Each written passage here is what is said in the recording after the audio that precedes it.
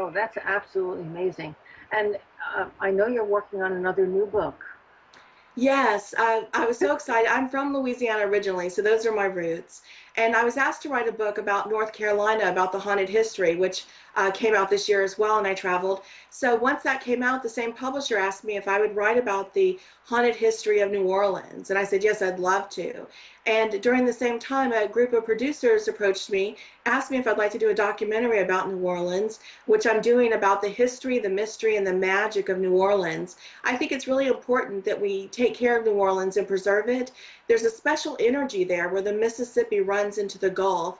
And I believe there's so much power and energy when water connects with land. And the Mississippi is so powerful there through our whole country, coming into the Gulf, which is a very divine feminine energy. And New Orleans is a crescent city shaped there, which works kind of like a chalice and holds that energy. And that's why we see so much art and music and culture that has come out of this place. It's very bohemian as well. I think it's the closest to like old Europe we can get here.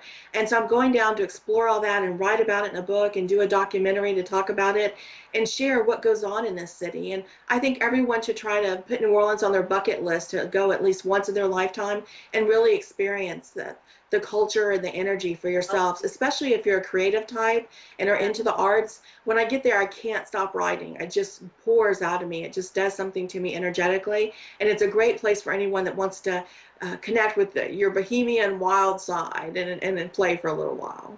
I was about to say you're getting ready to spend this next couple of weeks, month doing this documentary in New Orleans, and in March I'm going to be there with Gary, who is from my brain just blanked out, but we're going to be doing in New Orleans itself a seminar on a weekend in March. You'll have to go to my website to look for it.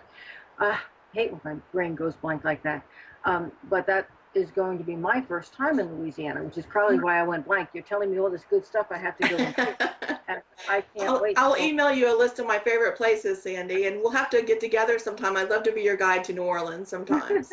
Yeah. Oh dear, Gary's going to kill me. What is his last name? He knows. At any rate, that's going to be just an absolutely amazing time.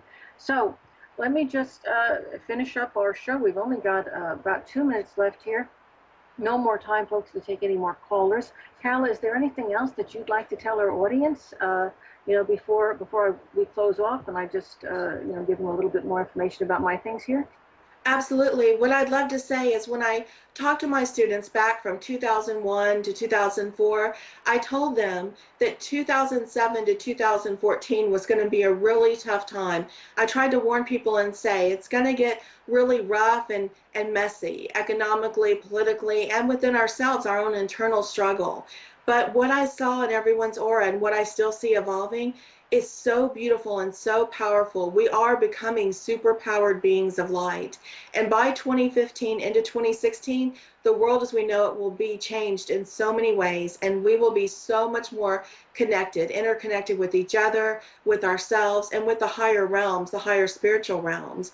It is our divine right, and I believe our divine gift to have this. And if I ever wondered how we open to the higher planes on a greater level, how we'd evolve, like people say, one day into the fifth dimension, beyond time and space, now I see it happening in the auras, these crystalline grids coming around, and it's coming. And that's why I wrote the Awakened Aura, to help you work with that and prepare for what's coming and be the best you can be energetically on all levels. So I hope you enjoy. And Sandy, thank you for being such a beautiful force and energy of love and light. I feel your energy every time we connect, and you're just such a beautiful soul. It's such a pleasure to be with you.